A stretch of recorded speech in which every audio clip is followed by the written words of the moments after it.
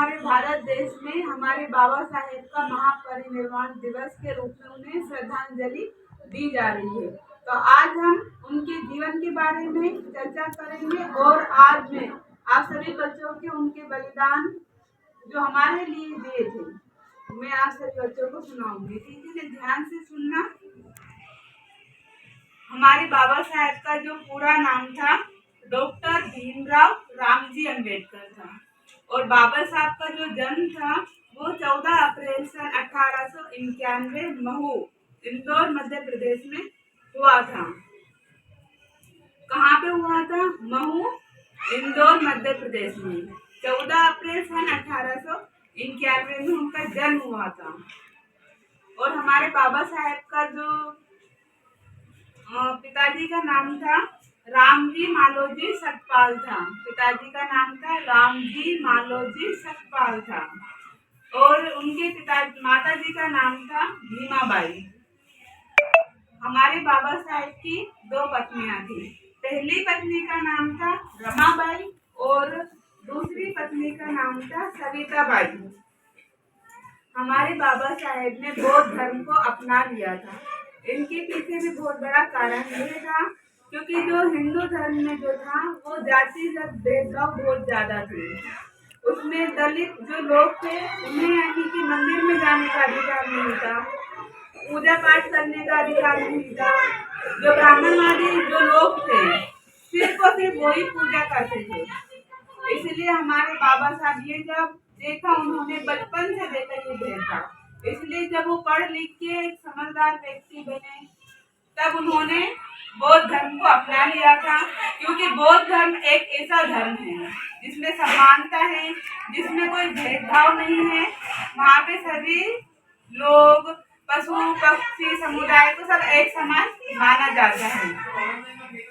इसलिए हमारे बाबा साहेब ने बौद्ध धर्म को अपना लिया था। हमारे बाबा साहेब जो थे वो हमारे भारत देश के सबसे पढ़े लिखे जागरूक इंसान थे।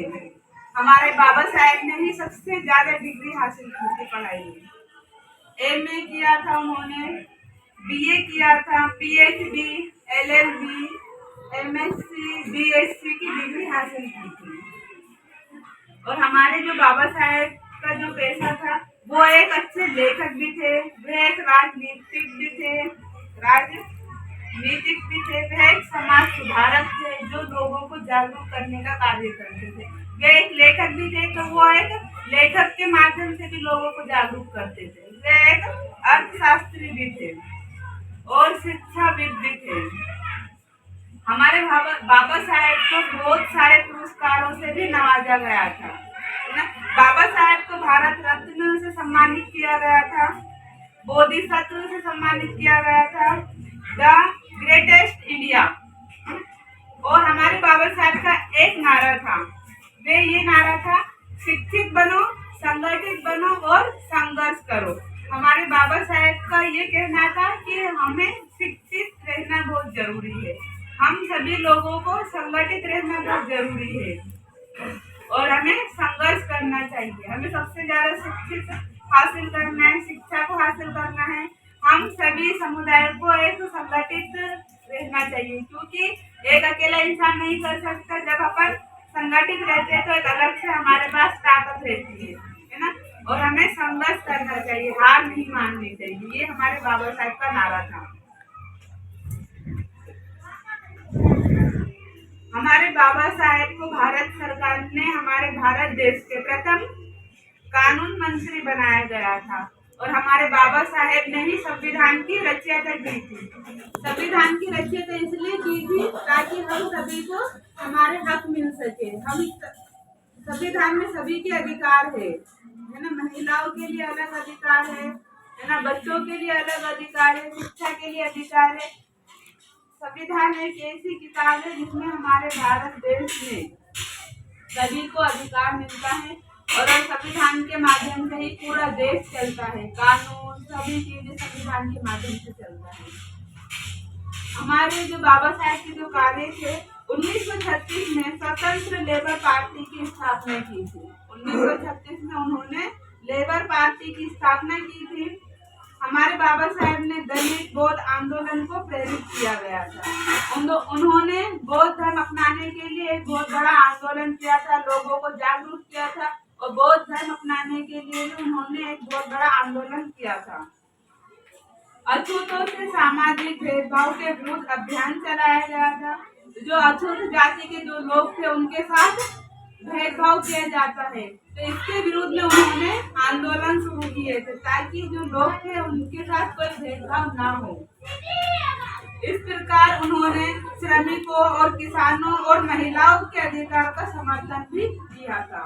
तो हमारे बाबा साहेब ने हमारे लिए बहुत कुछ किया है। यहाँ तक कि जब हमारे बाबा साहेब का जो एक बेटा था गंगाधर, ये ध्यान से सुनना क्योंकि ये बहुत दुख की कहानी है। दुख उनके जीवन में सबसे बड़ी दुख की बात है।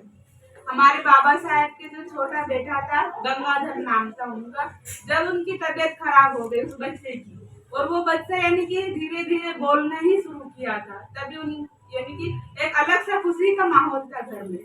छोटा सा बच्चा बोलना शुरू किया था, घर में किलकारियां चल रही थी, तभी उस बच्चे की क्या हो जाती है, तबीयत खराब हो जाती है ना। तो बाबा साहेब उस समय ऐसे थे कि उसे इलाज के लिए डॉक्टर तक नहीं लेके गए, तो धीरे धीरे बच्चे की तबीयत बहुत ज्यादा खराब हो जाती है। और हमारे बाबा साहब के पास इतने पैसे नहीं थे कि वो बच्चे की इलाज कर सके। पैसे थे लेकिन इलाज करने के लिए नहीं थे। वो पैसे सिर्फ और सिर्फ बाबा साहेब ने बचा के रखे थे, किसके लिए, पढ़ाई के लिए। वो खुद की पढ़ाई के लिए रखे थे। उनका ये कहना था कि अगर मैं पढ़ूंगा लिखूंगा तो हमारे देश के इतने लाखों करोड़ जो बच्चे हैं उनके हक के लिए कुछ मैं कर सकूंगा। इसलिए वो बच्चों के यानी कि अपने खुद के बेटे के लिए उन्होंने इलाज पर पैसे खर्च नहीं किए। फिर एक दिन क्या हुआ, बच्चे की बहुत ज्यादा तबीयत खराब होने के कारण वो बच्चा हमारे बाबा साहेब के जो उसे गले, कारण ये था कि सही समय पर बाबा साहेब ने उस बच्चे की इलाज नहीं किए थे, क्योंकि इतने पैसे ही नहीं थे कि वो अपने बच्चे की इलाज कर सके। तो बाबा साहेब उस समय बहुत रोए थे, इतना रोया कि बहुत ज्यादा रोए, क्योंकि उन्होंने अपने बेटे को खो दिया था, मर गया था। सबसे ज्यादा दुख की बात क्या है, जब कोई इंसान अपने बच्चे को मरता हुआ देखता है ना, तो उस इंसान को सबसे ज्यादा दुख की बात होती है। तो हमारे बाबा साहेब बहुत रोए, साथ में उसकी पत्नी जो रमाबाई थी वो भी बहुत ज्यादा रोई, लेकिन वो हमेशा अपने पति के संघर्ष में वो अपना साथ देती थी रमाबाई। तो उन्होंने वो पैसे बचा के रखे थे, तो फिर कुछ लोग जो थे वो इकट्ठा हुए कि बाबा साहब आपका लड़का जो खत्म हुआ है इसका अंतिम संस्कार करना है, और अंतिम संस्कार करने के लिए नए कपड़े पहनाते हैं ना, नए कपड़े पहनाते हैं और उस बच्चे का अंतिम संस्कार करना था। लेकिन सोचो बाबा साहब के पास तो पैसे ही नहीं थे बच्चे के इलाज के लिए, तो वो कपड़े कहाँ से दिलाते। तो बाबा साहब ने उस बच्चे को नए कपड़े तक नहीं दिलाए थे। तब बाबा साहब की जो पत्नी थी रमाबाई, उन्होंने अपनी साड़ी फाड़ कर उस बच्चे को लिपटा दिया और उसका अंतिम संस्कार कर दिया गया। और उस समय हमारे बाबा साहब जो थे हमारे लिए वो संघर्ष के लिए वे आंदोलन कर रहे थे, यानी कि यहाँ तक कि उनके बेटे को कफन तक नसीब नहीं हुआ था, नए कपड़े भी नहीं दिला पाए थे, ना उस बच्चे की इलाज तक नहीं कर पाए थे। और जब बच्चे की मृत्यु हुई तो कफन तक के लिए पैसे नहीं थे उनके पास।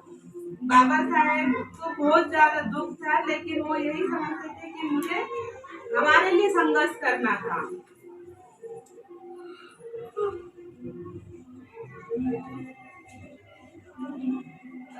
फिर बाबा साहेब के पास इतने पैसे भी नहीं थे कि वह अपने बेटे का इलाज कर सके। कुछ पैसे भी थे तो वह अपने पढ़ाई के लिए रखे थे, ताकि वे पढ़ाई करके वंचित लोगों के लिए कुछ कर सके, क्योंकि अगर मैं पढ़ नहीं पाऊंगा तो नीचे तबके के लिए कुछ नहीं कर पाऊंगा। बेटे की मृत्यु हुई, बाबा साहेब जो थे उसे उस लाश को, अपने बेटे की लाश को लांग कर चले गए। इतना यानी कि उसके बेटे को लांग कर गोल में सम्मेलन के लिए जा रहे थे। लोगों ने रोका तो बाबा साहब कहा कि अगर मैं आज अपने इस बच्चे के लिए रुक जाओगा तो शायद आने वाले लाखों करोड़ों बांग्लादेश में वो मरे हुए पैदा होंगे। देखो कितनी दुख की बात है, उसके बेटे की लाश पड़ी थी घर पे और लोग सब इकट्ठा हुए थे, लेकिन उस समय बाबा साहेब अपने बेटे की लाश को लांग कर वो गोल में सम्मेलन के लिए चले गए, क्योंकि उनका ये कहना था कि आज अगर मैं इस बेटे के लिए खड़ा रह जाऊंगा तो मैं संघर्ष नहीं कर पाऊंगा। वो सम्मेलन में उन्हें उपस्थित होना बहुत जरूरी था। तो अपने बेटे की लाश को लांग कर वो अपने सम्मेलन गोल में सम्मेलन में चले गए थे। उनका ये कहना था कि अगर आज मैं वहां पे नहीं पहुंचता हूँ तो आने वाले लाखों करोड़ों जो बच्चे होंगे वो मरे हुए पैदा होंगे और उनके लिए शायद ही मैं कुछ कर पाऊंगा। और हमारे बाबा साहब बाहर विदेश देश में रोटी थी ना, सूखी रोटी पानी में डुबोकर खाते थे। इतना यानी कि वो अपने जीवन के साथ संघर्ष करते थे।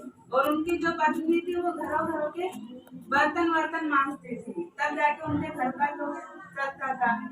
ये सोचो कि हमारे बाबा साहब के पास कुछ भी नहीं था, ना खाने के लिए अच्छे खाना था, ना सोने के लिए अच्छा घर था, ना कपड़े अच्छे थे, ना ही बिस्तर विस्तर कुछ भी अच्छा नहीं था। वो इतने संघर्ष करते थे, वो बच्चे पैसे को इतने बचाते थे सिर्फ और सिर्फ पढ़ाई के लिए।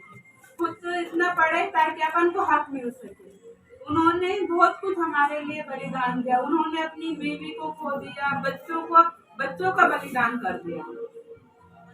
तो ये हमें बाबा साहेब जो हमारे लिए बहुत कुछ किए हैं, तो हमें उन्हें याद करते हुए उनके जो उन्होंने हमारे लिए जो कार्य किए वो काफी महत्वपूर्ण थे और कोई उसका बयान नहीं कर पाएगा। और धीरे धीरे हमारे बाबा साहेब भी इनकी बीमारी से ग्रस्त हुए थे, उन्हें दिल का बीमारी चलने लगा। इस तरीके से हमारे लिए हमारे बाबा साहेब ने बहुत कुछ किया है ना। तो इसलिए हमें क्या करना चाहिए, पढ़ना लिखना बहुत जरूरी है। हमें पढ़ाने लिखाने के लिए ही बाबा साहेब ने इतने सारे बलिदान दिए, अपनी बच्चों की, अपनी बीवी की। वो अपने बच्चों के लिए कुछ नहीं कर पाए ताकि हम कुछ पढ़ लिख के आगे बढ़े। हम जो आज पढ़ लिख रहे हैं किसकी बदौलत से, सिर्फ और सिर्फ बाबा साहेब की वजह से। अगर वो पढ़ लिख के संविधान की रचना नहीं करते तो हमारे लिए हक की बात नहीं होती।